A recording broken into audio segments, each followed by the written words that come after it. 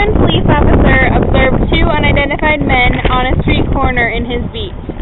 As the officer watched, the men took turns walking a short distance down the sidewalk and peering in a particular store window. After each circuit, the men would appear to confer about something. This happened 23 more times.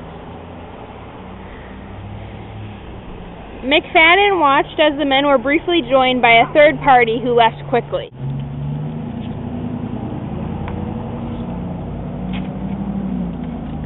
After the third individual left, the men began walking away in the direction of the store. McFadden followed and observed from a distance until they met up with the third party.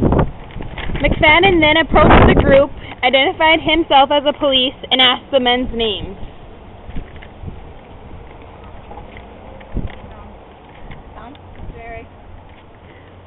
The men mumbled something unintelligible, at which point McFadden turned one of the suspects and patted down the outside of his clothing.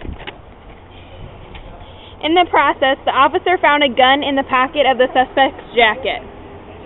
He then directed all three men to enter a store with their hands raised and proceeded to pat down the other two suspects, recovering a revolver from one.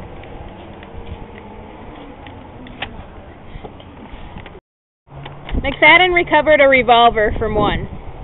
The three were taken to the local police station, where two were charged with carrying a concealed weapon.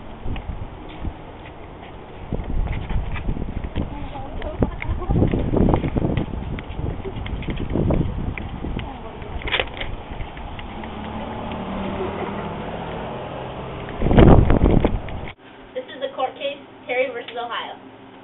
I am the petitioner, and I am Terry, and I am suing the government. I am the defendant, and I am Ohio, and I am for. At trial, the defense attorney moved to suppress the weapons as evidence. The prosecution asserted McFadden's actions were reasonable based on his observations, and that he had the right to search the men for his protection. The men were found guilty, and the court's decision was affirmed by the state appellate court. The Supreme Court of Ohio dismissed the appeal for lack of a substantial constitutional question. The majority of the court concluded that the stop and frisk technique was constitutional, as long as the action could be rationally justified by circumstances. It was an 8-1 decision in favor of Ohio.